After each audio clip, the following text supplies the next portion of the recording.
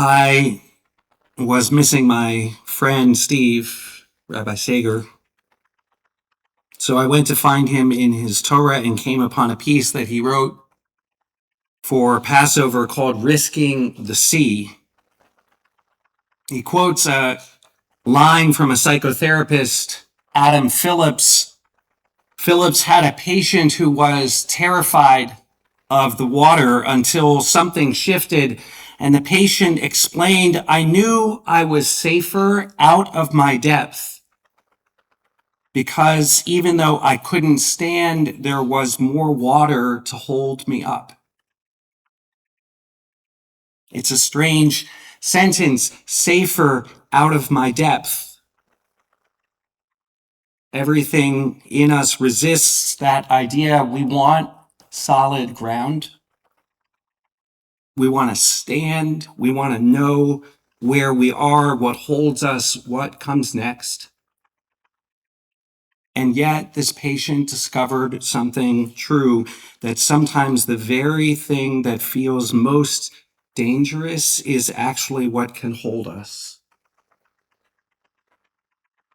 We know that feeling, especially on a day like today. We come to Yizkor because we have loved and because we've lost. And loss does something to us. It makes the world feel less stable, less predictable. The ground we once stood on is no longer there in the same way. And so we do something very human. We try to protect ourselves. We build walls. We tell ourselves, this is my house, the roof, the walls, the air between them. We close the doors. We shut the windows. We draw the curtains. The Israeli poet Adi Kesar writes, "You say, this is my house, and lock the doors and close the windows and draw the curtains and fear that someone will burst inside and fear to go outside. Poched v'yodea, fearing and knowing. Af pa'am lo yihye, lelev poched af pa'am lo yihye bayit." Fearing and knowing that a fearing heart never will be a home.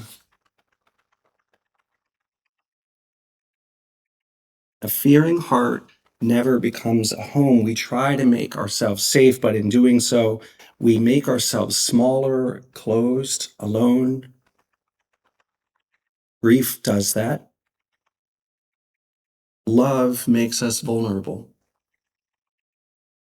And when the people we love are gone, part of us wants to say, not again.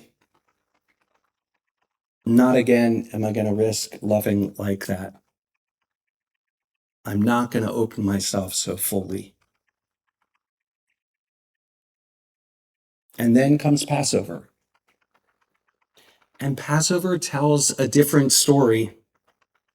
Our tradition imagines that when the Israelites stood at the edge of the sea, they didn't rush forward in courage.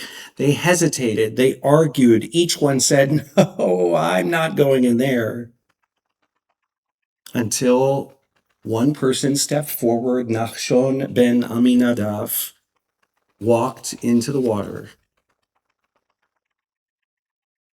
The rabbis imagine it vividly. The water rose to his ankles, his knees, his waist, his chest, until finally it reached his neck. And only then, when he was fully out of his depth, did the sea part. Only then. Because the miracle was not a reward for certainty. It was a response to risk. The heart of the story is not that the sea split. The heart of the story is that someone was willing to step into what they could not control,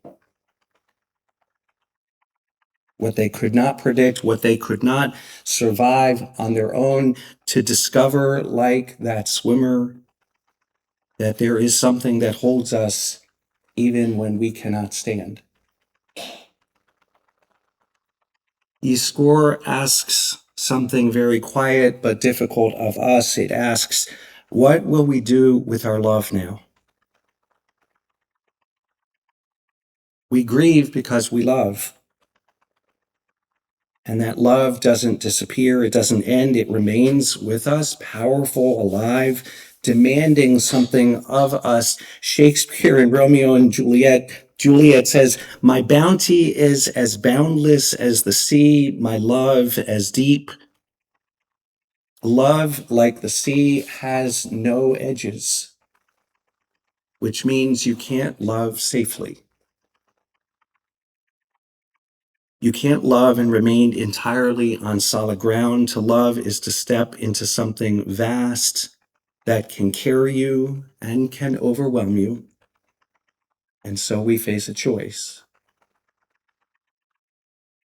We can try to protect ourselves from that vastness. We can close the doors, shut the windows, draw the curtains, or we can risk again. Not recklessly, not without fear. Our tradition never denies that fear. The poet names it honestly, poched v'yodea, fearing and knowing. Fearing because the world is not always safe, because love always carries the possibility of loss, and knowing that if we let fear define us, we lose something essential. We lose our capacity to be alive. Passover celebrates freedom. Freedom is not the absence of danger. It is not perfect security. It is the willingness to step into the sea, the courage to live without guarantees. It is trusting that even when we are out of our depth, that God can hold us. And that is the divine gift that our loved ones gave to us. They gave us love. And that love now asks something of us. To live, to open, to risk, to build not walls, but a home. A real home not sealed off in fear, but one open enough to welcome, to give, to shine. We grieve because we love. And to honor that love, our duty is to risk again.